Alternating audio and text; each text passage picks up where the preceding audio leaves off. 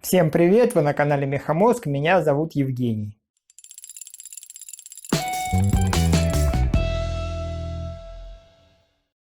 Друзья, продолжаю эксперименты над моим токарным станком. Что в этот раз я напридумывал?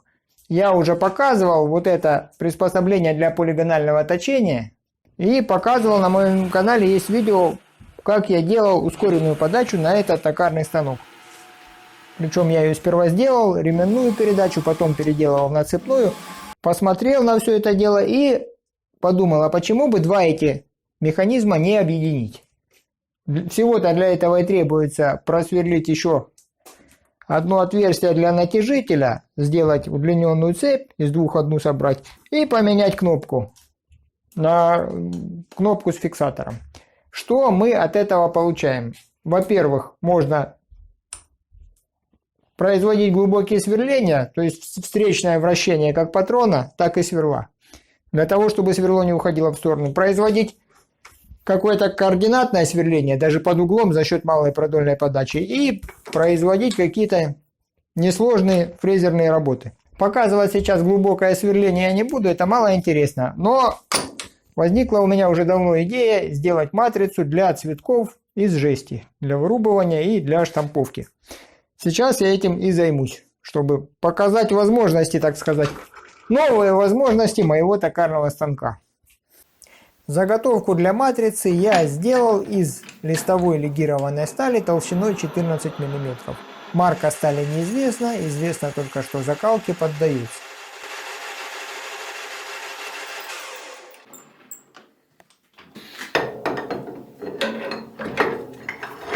Импровизированной фрезой мне будет служить мечик, вышедший из строя и переточенный мною. М24, шаг 1,5.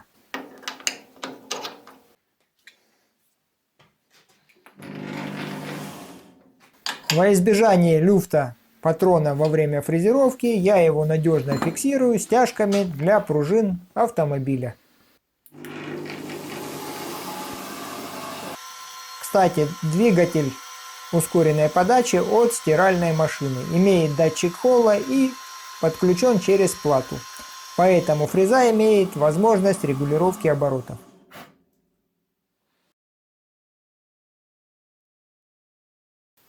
Лепестков у моего цветка будет 6, потому что для деления я использую 6 болтов с обратной стороны патрона.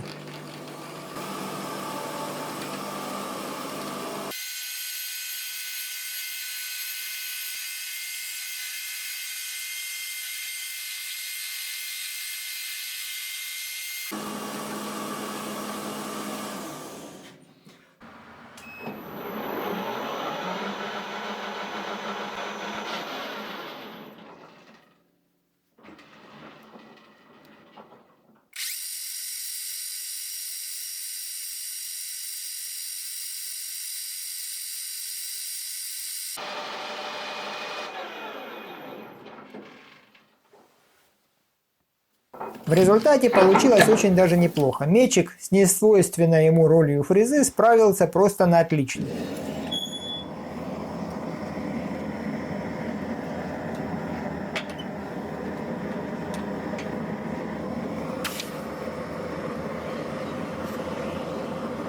Матрица готова, но, к сожалению, вырубывать и штамповать металл одновременно лично у меня не получилось. Пришлось изготовить вот такое вот приспособление для предварительной вырубки цветочков. Изготовление показывать их я не стану, видео получится очень длинным.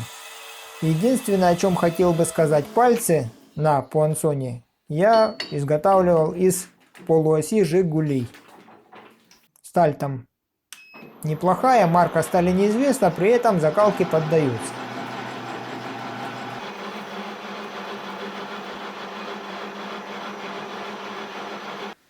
Ну а шестеренка даже неизвестно от чего. Единственное, что жизнь ее очень сильно помотала, это можно видеть по выкрашенным зубьям.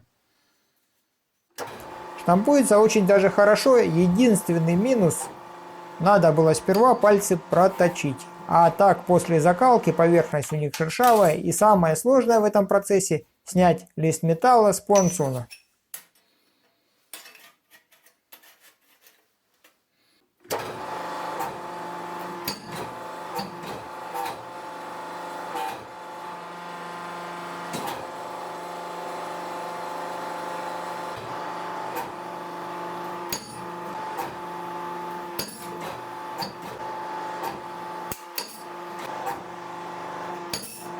Из имеющегося у меня листа миллиметровой стали получилось 23 заготовки.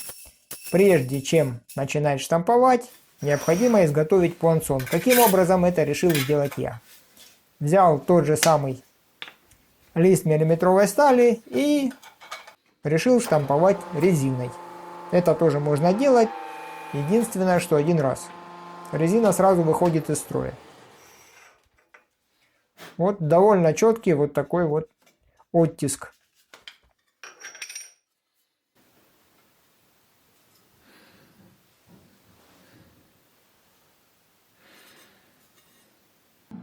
А далее все очень просто.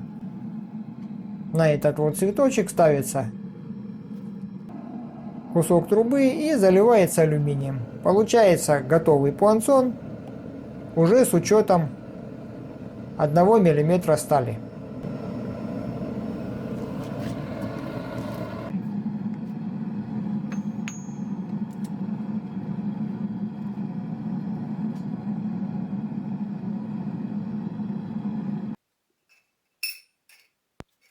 Для более точной установки заготовки на матрице пришлось изготовить вот такую вот направляющую.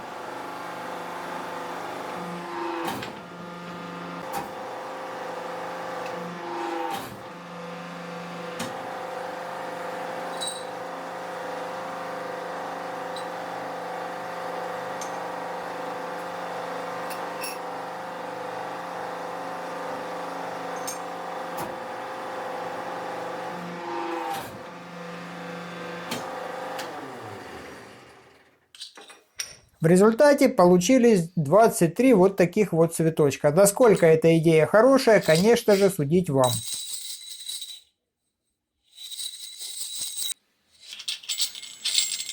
Вместе с шариками от подшипников смотрится просто замечательно. Ну вот и все, что я сегодня хотел показать. В первую очередь, конечно, хотел показать очередные новые возможности моего токарного станка, а штамповка цветочков была некая импровизация. Всем творческих успехов, до новых встреч!